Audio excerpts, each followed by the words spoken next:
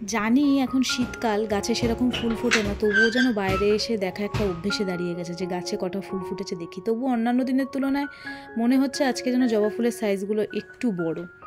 আর এই যে চন্দ্রমল্লিকা গাছগুলো, এখানে এগুলো লাগানোই থাকে, গরমকালে যেরকম সেরকম থাকে, কিন্তু প্রত্যেক বছর শীতে ফুল দেয়। এত রোদ যে তাকানোর উপায় নেই, তাই এই জামা কাপড়ের আড়ালে এসে কথা বলছি। কয়েকটা জামা কাপড় ছিল, ছাদে মেলে দিয়ে গেলাম, কালকের কাঁচা ছিল। ডোডোর আজকে স্কুলটা ছুটি, কালকে ওর স্কুলে অ্যানুয়াল ফাংশন আছে, সেই জন্য আজকে স্কুল ছুটি দিয়েছে। আর আমিও একদম আরাম করে ঘুমিয়ে পড়েছি, পুরো 7:30টার পরে ঘুম থেকে উঠেছি। জানি না সে কী করে সমস্ত কাজ ম্যানেজ করবো, প্রচুর কাজ আছে। চলুন। কালকে আমি অজয় গেছিলাম গৌরীপুর হাটে, তো দেখুন কত বাজার করে নিয়ে এসেছি। মেথি শাক নিয়ে এসেছি 2 বাটি, সেটা হচ্ছে আজকে ভাজা করব। আর কালকের জন্য নিয়ে এসেছি সর্ষে শাক, আমার দারুণ লাগে সর্ষে শাক খেতে, তাই নিয়ে চলে এসেছি। হাই, আমি মহুয়া, আর আমার নতুন একটি ব্লগে আপনাদের সবাইকে ওয়েলকাম। আজকে শুক্রবার, আর তাহলে চলুন আজকের দিনটা শুরু করি। এখানে হচ্ছে ব্রেকফাস্টে আজকে বেগুন পোড়া, এই যে বড় বড় বেগুন আছে, আর রুটি,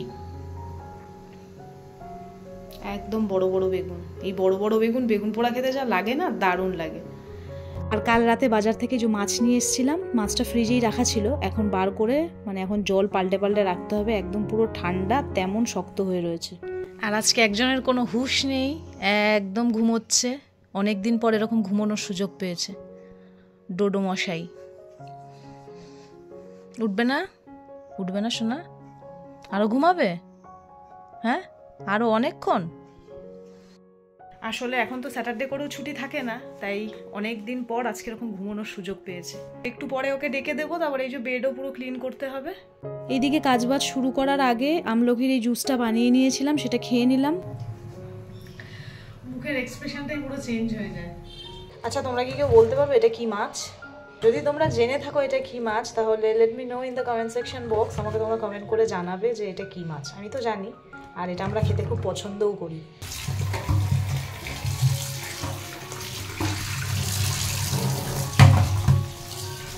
মাছটাকে ভালো করে ধুয়ে পরিষ্কার করে নুন হলুদটা মাখিয়ে রেখে চলে আসলাম। এখন রুমটাকে চটপট করে ক্লিন করে নেব। আসলে প্রত্যেক বছর শীতে আমরা একবার হলেও গৌরীপুর হাটে যাই। আমার বাড়ির থেকে আমরা যেহেতু স্কুটি করে যাই, ওই 1/2 ঘন্টা মতন লাগে।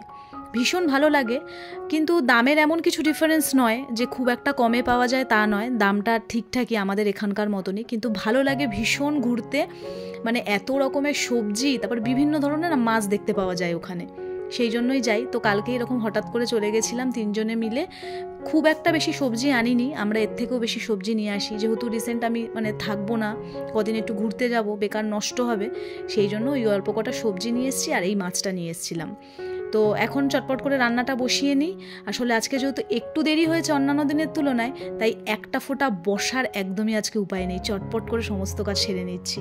এতদিনে সংসার করতে করতে একটা এক্সপিরিয়েন্স খুব ভালোই হয়েছে আমার, সেটা হলো সংসারের প্রত্যেকটা কাজ স্মুথলি আর খুব ভালোভাবে করার জন্য সকালবেলা ঘুম থেকে ওঠাটা কিন্তু অনেকটাই জরুরি, এটা আমি মনে করি। কারণ সকালবেলা ঘুম থেকে উঠে পড়লে প্রত্যেকটা কাজ এত ভালোভাবে হয়ে যায়, আর কাজ করেও না হাতে অনেকটা সময় থাকে, মনটা ভালো লাগে। আর যেই দিনকে একটু দেরি হয়ে যাবে, সেদিনকে আপনি তো কাজের তালগোল খুঁজেই পাবেন না, আর তার সাথে সাথে মাথাটাও যেন খারাপ হয়ে যায় যে কোনটা ছেড়ে কোনটা করব।